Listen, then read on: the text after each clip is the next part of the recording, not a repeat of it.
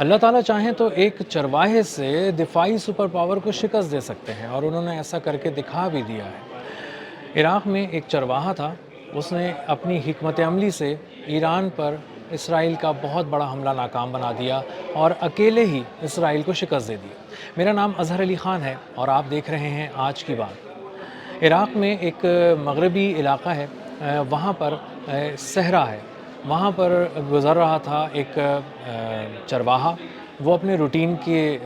ایک طرح سے گشت پہ تھا، اپنے ریوڑ کو لے کے نکلا تھا گھمانے پھرانے، کھلانے کے لیے، ٹہلانے کے لیے۔ اور وہ جب وہاں سے گزرا تو اس نے بہت دور دیکھا کہ کچھ غیر معمولی سی حرکت ہو رہی ہے جو اس سے پہلے اس نے اس صحرا میں نہیں دیکھی تھی۔ وہ تھوڑا قریب گیا تو اس کو اندازہ ہوا کہ یہ غیر معمولی نقل و حرکت فوجی نقل و حرکت ہے،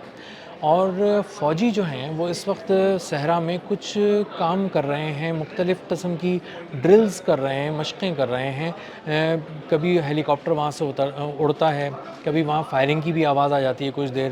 وہ آرام سے ایک جگہ دبکا بیٹھا رہا اور یہ سب کچھ، ان سب جو حالات تھے ان کا مشاہدہ کرتا رہا اور دیکھتا رہا، اور اس کو بعد میں اندازہ ہوا کہ یہ میرے ملک کی فوج نہیں ہے، یہ عراق کے ملک کی فوج نہیں ہے، یہ تو کوئی غیر ہے جو میری سرزمین پر آ گیا ہے۔ یہ احساس جیسے ہی اس کے دل میں آیا، اس نے فوری طور پر وہاں سے چلا گیا اور اس کے بعد عراق کی فوج کے پاس دوڑتا ہوا گیا، اور اس نے عراق کی فوج سے کہا کہ میں نے صحرا میں کچھ ایسے فوجی دیکھے ہیں جو آپ جیسے نہیں ہیں، مجھے لگتا ہے کہ یہ غیر ملکی فوجی ہیں جو ہماری سرزمین پہ اتر گئے ہیں، اور شاید آپ کو اس کا علم نہیں ہے۔ عراق کی فوج کے فوراً ماتھا اس کا ٹھنکا اور اس نے کہا کہ یہ تو کوئی بہت بڑا خطرہ ہے جو ہمارے ملک کے اندر آ چکا ہے اور ہمیں اس کا علم ہی نہیں ہے۔ عراق کی فوج فوری طور پہ اس نے دیکھا کہ ہم پہلے جا کے دیکھتے ہیں کہ یہ ہو کیا رہا ہے، لیکن اسرائیل جو بہت ہی بڑے پیمانے پہ سرویلنس کا نظام لے کر اس صحرا میں بیٹھا ہوا تھا، اس نے بہت دور سے دیکھ لیا کہ تھوڑے سے فوجی آ رہے ہیں اور یہ دیکھنے کے لیے آ رہے ہیں کہ اس صحرا میں کیا ہو رہا ہے۔ انہوں نے کوشش کر کے وہاں پہ فائرنگ کی، غیر معمولی قسم کی بمباری کی صحرا کے اندر، اور ان فوجیوں کو نشانہ بنایا۔ ایک عراقی فوجی جان سے چلا گیا اور باقی زخمی ہوئے، اور کسی طرح زخمی فوجی جب واپس پہنچے کیمپ، تو بیس کیمپ پہنچنے کے بعد انہوں نے اپنی ملٹری کو بتایا کہ اسرائیل کی فوج مکمل طور پر ہمارے اس صحرا کے قریب آ چکی ہے، وہاں پر اپنے کیمپ گاڑ چکی ہے اور وہاں پہ اپنے آپریشنز وہاں سے شروع کر رہی ہے، جاری رکھے ہوئے ہے، اور یہ تو بہت ہی غیر معمولی نوعیت کی ملٹری موومنٹ ہے۔ اس کے بعد عراق کی فوج نے اس کو مزید اسٹڈی کیا، اس کو مزید دیکھا، اور اس کے بعد اس نے اپنی گورنمنٹ کو بتایا، اور اس گورنمنٹ کے بعد اس نے شور مچایا اس کی گورنمنٹ نے، اور اس کے بعد دنیا بھر کے اداروں کو بتایا کہ اسرائیل نے ان کے ملک میں دراندازی کی ہے اور ان کے ملک میں آ گیا ہے، بغیر اجازت آ گیا ہے، اور وہاں سے ایک ایسا بیس بنایا ہے اس نے ملٹری، جس کے بعد وہ چاہتا ہے کہ وہ ایران پر حملہ کرے، اور وہاں سے وہ ایران پہ حملے کر بھی رہا ہے۔ اور اس کا ایک ثبوت یہ بھی سامنے آیا کہ جب امریکہ کا ایک F-15 طیارہ اصفہان کے قریب نشانہ بنا اور اصفہان کے قریب گرا،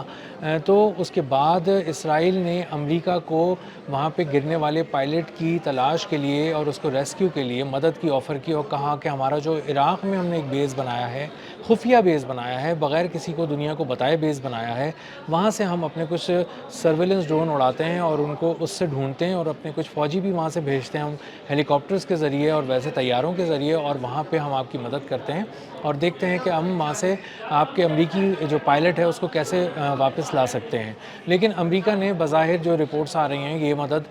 کی پیشکش ٹھکرا دی، لیکن ہو سکتا ہے کہ کہیں پہ اسرائیل نے یہ مدد کی بھی ہو، کیونکہ وہاں پہ اصفہان کے قریب بہت سے ایسی مہمات ہوئی ہیں جس میں رپورٹ کیا گیا ہے کہ اسرائیلی فوجی بھی امریکی فوجیوں کے ساتھ تھے۔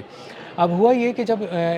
اس طرح کا حملہ کیا گیا اور یہ ساری چیزیں بتائی گئیں، تو وہاں پر ملٹری بیس ایک پورا اسٹیبلش کیا گیا، اسرائیل نے عراق کے اندر آیا، اور اس کی اہمیت بہت تھی۔ یہاں پہ اندازہ تھا کہ ایک چرواہا دیکھ لے گا، اس کا تو کسی کے وہم و گمان میں نہیں تھا، کیونکہ یہاں دور دور تک کوئی آبادی نہیں تھی اور یہ بہت بڑی جگہ تھی، اور یہاں پہ آرام سے اپنے آپریشنز اسرائیل کر سکتا تھا۔ اسی لیے اسرائیل نے آ کے یہاں پہ خفیہ اڈہ بنایا، اور خفیہ اڈہ بنانے کے بعد اسرائیل نے اس بات کو انشور کیا کہ یہاں پہ قریب کوئی نہ آئے، اس لیے بہت ہی غیر معمولی قسم کا جاسوسی کا نظام، سرویلنس کا نظام اور اس طرح کا نگرانی کا ایک نظام بچھایا۔ لیکن وہ ایک چرواہے سے مار کھا گیا، اس کو اندازہ نہیں تھا کہ بھیڑ بکریاں چرانے والا ایک چرواہا وہاں آئے گا اور کہیں سے چھپ کر، کیونکہ اس کی اپنی زمین تھی، اس کو پتا تھا کہ میں کس طرح اپنے آپ کو کیموفلاج کر کے تھوڑا سا دیکھ سکتا ہوں، نگرانی کر سکتا ہوں اور اس کے بعد میں اپنی فوج کو بتا سکتا ہوں۔ ایک چرواہے سے اسرائیل کی جدید ترین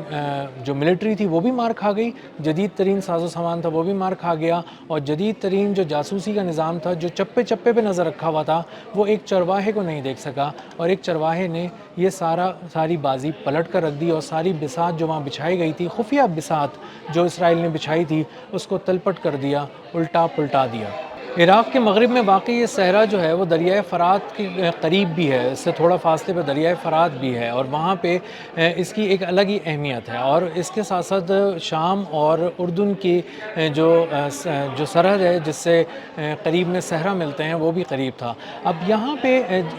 قائم کرنے کا مقصد یہ تھا کہ اردن میں بھی امریکہ غیر معمولی اپنی جو موجودگی ہے،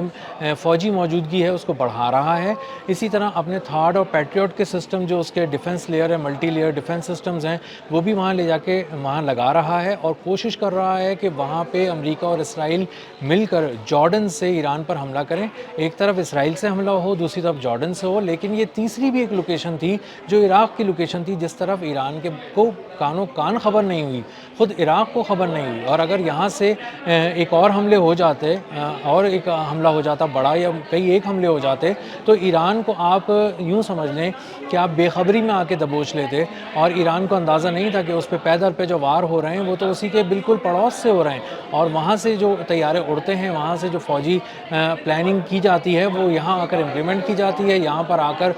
اس کو آف لوڈ کیا جاتا ہے، ساری چیزوں کو نشانہ بنایا جاتا ہے، اس کے بہت ساری کی ایسٹس کو، اور اس کے بعد وہ طیارے جہاں چلے جاتے ہیں، ایران کو یہ لگتا تھا کہ وہ شاید دور چلے جاتے ہیں، کسی مشرق وسطیٰ کی بیس چلے جاتے ہیں، لیکن وہ عراق چلے جاتے تھے، وہ اس کے بالکل برابر میں چلے جاتے تھے، فیول بھی کم لگتا تھا، وقت بھی کم لگتا تھا، فوراً آتے تھے، جلد از جلد اس کو نشانہ بناتے تھے، پریسیجن کے ساتھ نشانہ بناتے تھے اور واپس پلٹ کر چلے جاتے تھے۔ تو اس وقت عراق کی سرزمین بہت گرم تھی، جارڈن کو بھی انہوں نے بہت گرم کیا، اور اپنی موجودگی کو امریکہ اور اسرائیل نے بڑھایا، اور اگلا حملہ اب جو ایران کے بارے میں سیز فائر ناکام اگر ہو جاتا ہے، سیز فائر مؤثر نہیں رہتا کسی صورت میں، کچھ ایسا ہو جاتا ہے، تو اگلی جو پلاننگ امریکہ اور اسرائیل کی نظر آ رہی ہے وہ یہ ہے کہ وہ کریں گے اردن سے وار، اور اردن کی زمین سے وار کریں گے، کیونکہ وہاں وہ اپنا defence multi layer defence system لے جا چکے ہیں، اور اسی طرح اپنے F-16 کو امریکہ اسرائیل میں تعینات کر چکا ہے، اور اسرائیل سے بھی حملہ کر سکتا ہے۔ تو اردن اور اسرائیل میں کی طرف سے ایک ساتھ حملہ ہو سکتا ہے، اور اس سے ایران کو ایک بہت بڑا نقصان پہنچانے کی پلاننگ کی گئی ہے۔ لیکن جب قسمت کو کچھ اور منظور ہوتا ہے، اللہ تعالیٰ چاہیں تو ایک چرواہے سے ایک دفاعی سپر پاور کو شکست دے سکتے ہیں، اور انہوں نے ایسا کر کے دکھا دیا۔ ایک عراقی چرواہے نے اپنی سمجھداری سے، اپنی دانائی سے ایک دفاعی سپر پاور اسرائیل کو شکست دی۔ وہ اپنا تمام اکوپمنٹ لا کے، اپنی تمام ملٹری بیس بنا کے، اس نے کچھ بھی نہیں کیا، ایک گولی چلائے بغیر، صرف ایک اطلاع دے کر اس پوری ملٹری بیس کو تہس نہس کر دیا، برباد کر دیا، اور وہاں سے اب عملی طور پہ آپریشنز نہیں ہو سکتے، کیونکہ ایران کی اس پہ نظر ہے، اور اگلا میزائل ایران کا وہیں آ کے گرے گا، اور یہ بات اب چونکہ اسرائیل سمجھ چکا ہے، لہٰذا اب وہ عراق کے کسی صحرا میں قائم اپنی عارضی خفیہ ملٹری بیس جو دراندازی کر کے بنائی گئی تھی عراق میں، وہاں سے اب حملہ نہیں کر سکے گا۔ اور یہ کہانی بتاتی ہے کہ کس طرح ایک عام سے چرواہے نے اللہ تعالیٰ کی مدد سے ایک دفاعی سپر پاور کو ناکام بنا دیا، اور اس کی بچھائی ہوئی فوجی بساط الٹ کر رکھ دی۔ اب تک کے لیے اتنا ہی، ملتے ہیں اگلے ولاگ میں کسی نئے خبر، نئے تجزیے اور نئے زاویے کے ساتھ۔ اللہ حافظ۔